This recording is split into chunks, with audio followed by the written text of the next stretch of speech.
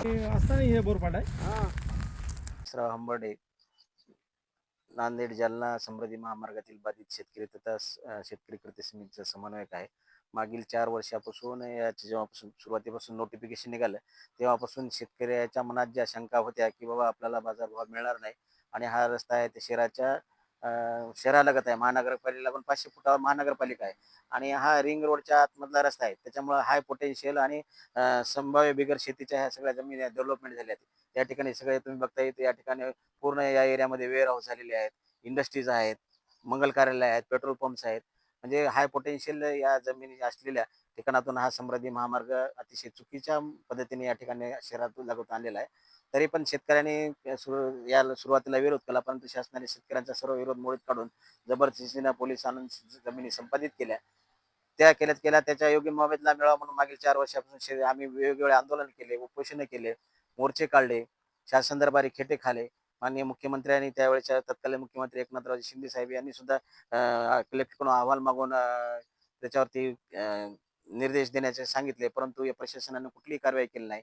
पुन्हा आणखी परवा बावनकुळे साहेबांचं पत्र आणून की बाबा मूल्यांकनाबाबत फेरमूल्यांकन करून शेतकऱ्यांना मावेजा देण्याबाबत पत्र आणलं, की बाबा आता जो साईड साईड रस्ता आणि इंटरचेंज याच्यासाठी तालुक्यातील जवळपास 400 एकर जमीन संपादित होत आहे आणि आज या जमिनीला सुद्धा आता बाजारभाव इथं 4 कोटीचा आहे आणि देतात शेतकऱ्याला 4 लाख रुपये. हे अतिशय चुकीचं आहे. शेतकऱ्याला अन्याय करणार आहे. याला कोणी शेतकऱ्याला बद्दल माननीय मुख्यमंत्री देवेंद्र फडणवीस साहेब तुम्हाला तरी संवेदना आहे का? एकनाथ शिंदे साहेब, सुनेत्राताई पवार आणि जिल्हा प्रशासनाला तुम्हाला संवेदना आहे की नाही? आज शेतकरी आत्महत्या करायच्या परिस्थितीमध्ये आलेले आहेत. 4-4 कोटीच्या जमीन 4 लाखात तुम्ही जबरदस्तीने संपादित करायचं. पूर्वीच ती 100 मीटरचा रस्ता घेत असताना त्याच्यातूनच साईड रस्ता करणं आवश्यक होतं. तर ते न करता तुम्ही 100 फुटाचा मुख्य रस्ता करता आणि बाकीचे 200 फूट जमीन आहे. भविष्यासाठी तुमच्या प्लॅनिंग करता की बुलेट ट्रेन आणि गॅस पाईपलाईन. मग आजच काय त्याची गरज आहे? जेव्हा केव्हा गरज असेल तेव्हा तुम्ही संपादन करा ना. परंतु आजच्या आमची फुकट भाव जमीन घ्यायची, नंतर त्या दुसऱ्या व्यापाऱ्याला कमर्शियल रेटने विकायचं. हा म्हणजे काय शासनाने काय धंदा सुरू केलाय काय? शेतकऱ्याच्या कवडीमोल भावाने जमिनी घ्यायच्या आणि दुसऱ्या एजन्सीला पुन्हा ट्रान्सफर करायच्या. तर आमचं एकच म्हणणं आहे की बाबा आज जे तुम्ही संपादित करणार आहात साईडने 50 फुटा 100 फूट रोड आणि इंटरचेंज याच्यासाठी भरपूर जमीन लागत आहे. तर कमीत कमी त्याचा मावेजा जे बाजारभाव आहे आज त्याच्यात ते टेंटेटिव्ह त्याच्याप्रमाणे तरी करा.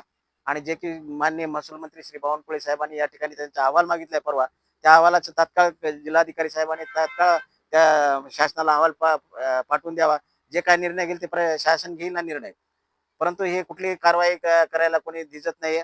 आज बाभुळगावामध्ये तलाठी मंडळ अधिकारी शेतकऱ्याला समजून सांगायचा प्रयत्न करण्यात आहे, पण शेतकऱ्याचं कुठलं अतिशय विदारक परिस्थिती मला करो अथवा मरो अशी या स्टेजला आलेले आहेत शेतकरी. एक तर तुम्ही मावजा एक मागच्या मान्य पूर्ण करा, नाही तर मग रस्ता बंद करा.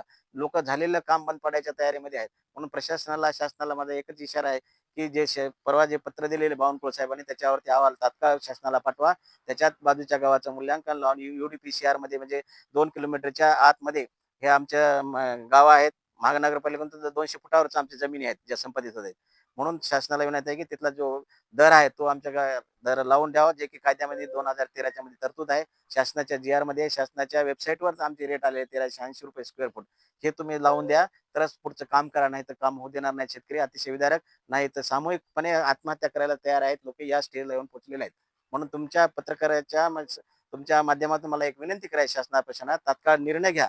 नाहीतर हानी होऊन जाईल, शेतकऱ्याचे जीव निघून जातील. नंतर तुम्ही 1 लाखाचा चेक घेऊन त्या शेतकऱ्याच्या घरी येण्यापेक्षा आज त्याला जे नियमात बसणारे जे आहे तो मावेजा देण्यासाठी कारवाई तात्काळ करा, नाहीतर गंभीर बाब आहे.